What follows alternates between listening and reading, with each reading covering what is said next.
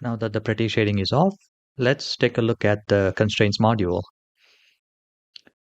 In the constraints module, we have three tabs: create, edit, and animation. And under create, we can create few constraints.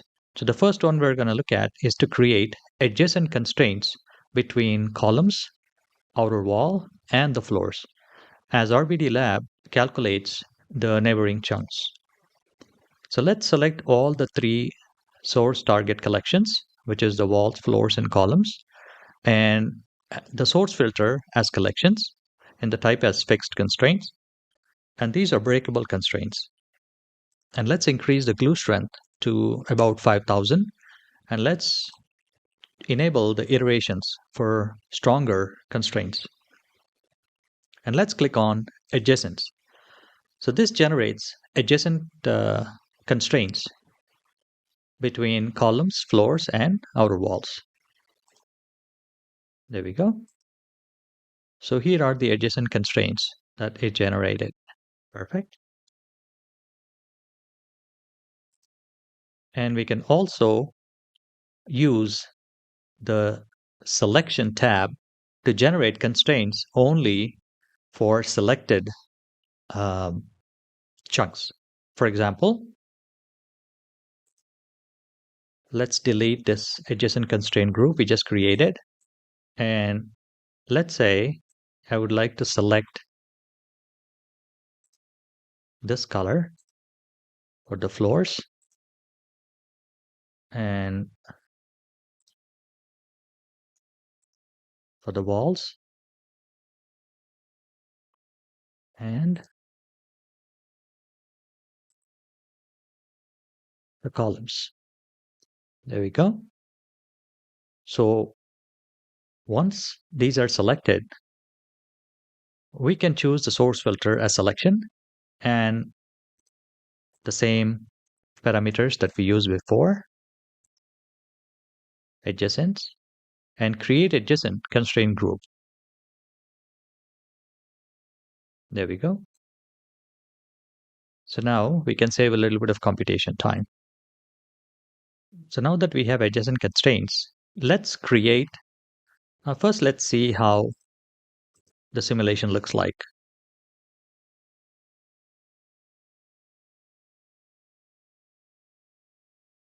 As we can see, these are tightly pulled by the adjacent constraints.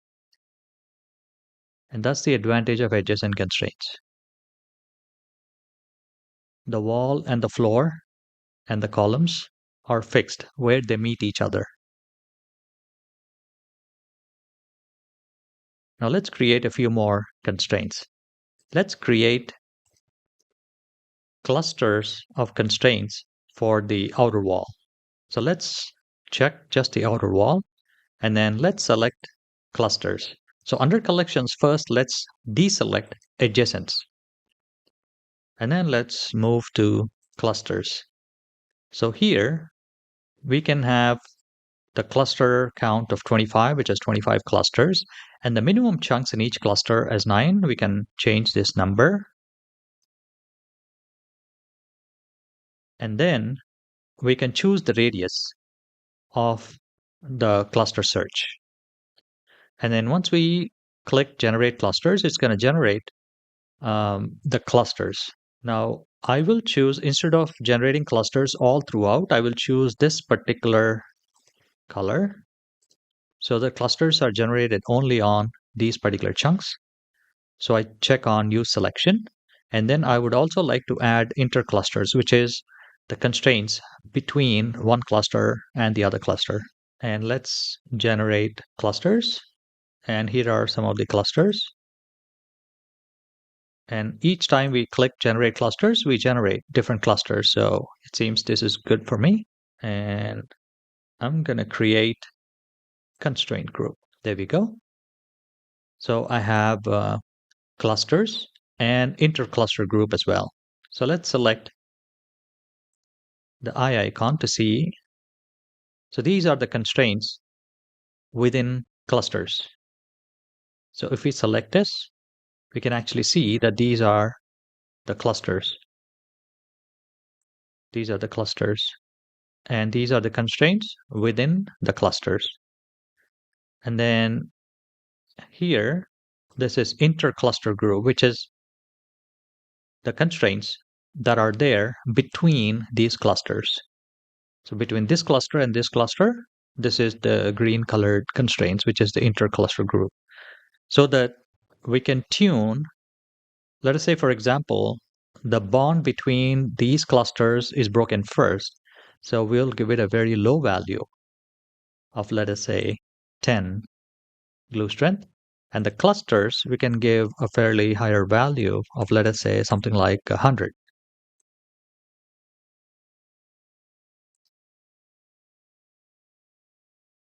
Now let's see.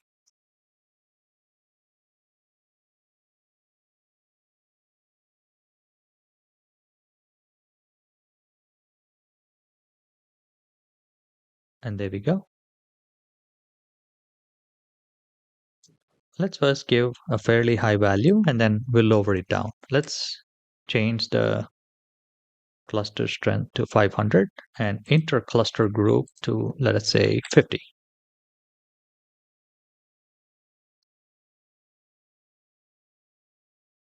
There we go. We can actually see this is a cluster that's coming off. This is a cluster. This is a cluster. This is a cluster. So these are clusters that are coming off.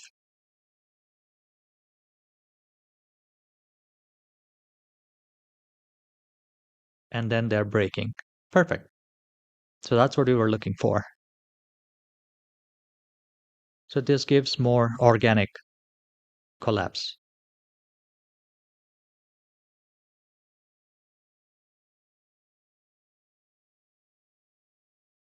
Now let's create more constraints. So let's create constraints for the floor.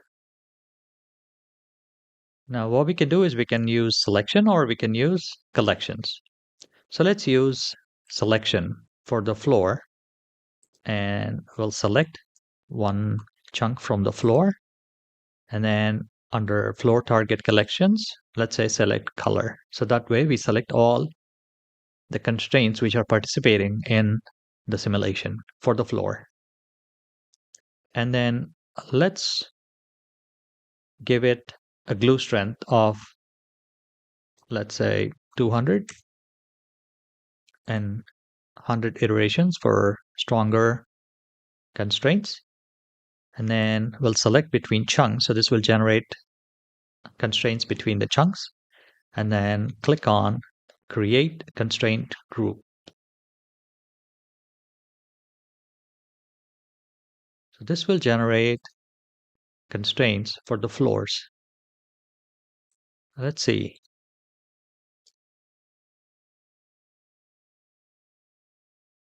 There we go. The constraints are there. We can actually increase this number to like 500.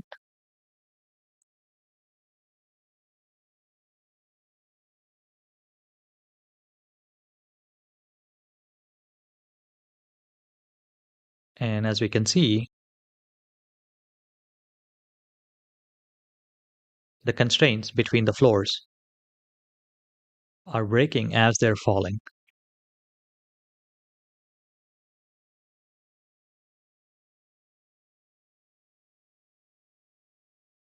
And as we can see, you can still see large pieces of a floor which is still intact. And when it falls down, only then it breaks. There we go. So that's the advantage of constraints. And similarly, we can create constraints for just the columns as well. And under columns target collection, we can select color and then high iterations and glue strength of, let's say, 500 to begin with, and then create constraint group.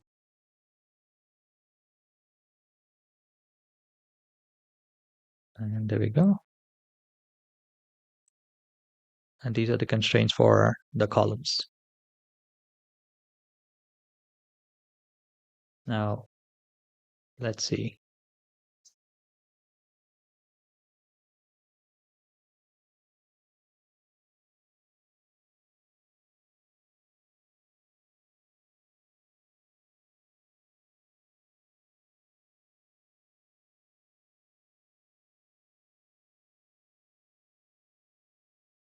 As we can see, the columns are still intact as it's falling down.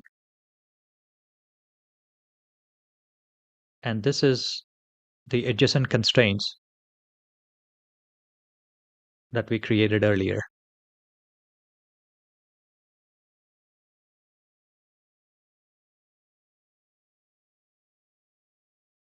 So let us reduce the glue strength for the column to, let us say, 100.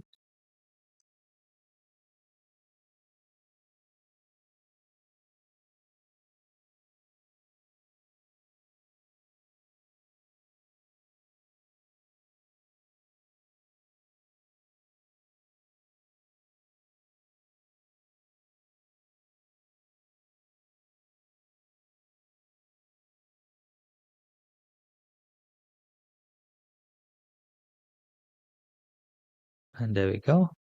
As the column falls, it starts breaking to multiple pieces. And that's what we're interested in.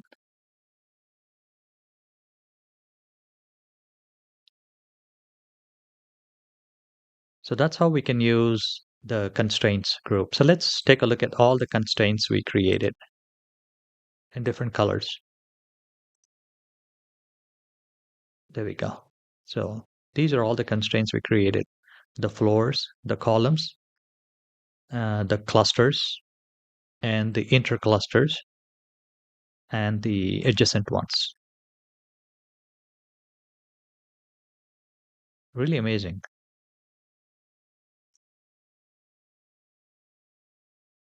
And under animation, we can also animate the glue strength for these constraints.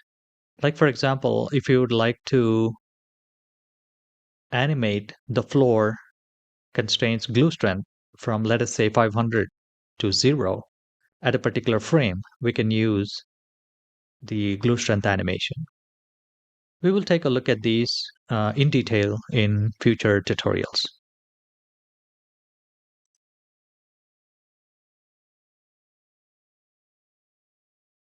Let's reduce the adjacent group constraint to, let us say, 2000.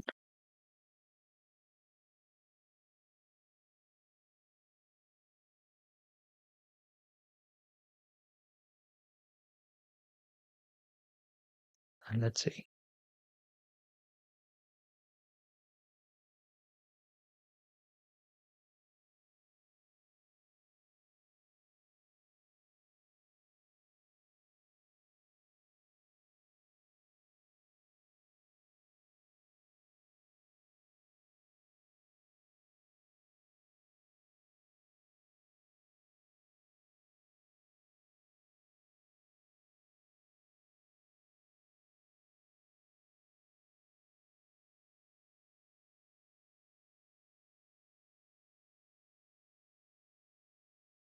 Perfect. That's how the building implodes. Let's do a viewport render. Actually, let's do it with the pretty shading on.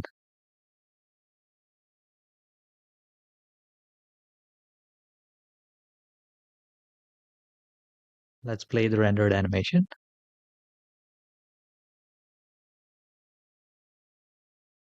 There we go. We can see the clusters, adjacent constraints, and everything in motion here.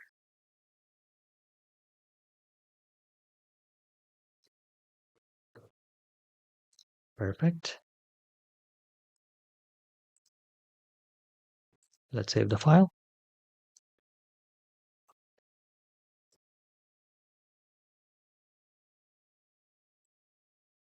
And let's work until 200 frames.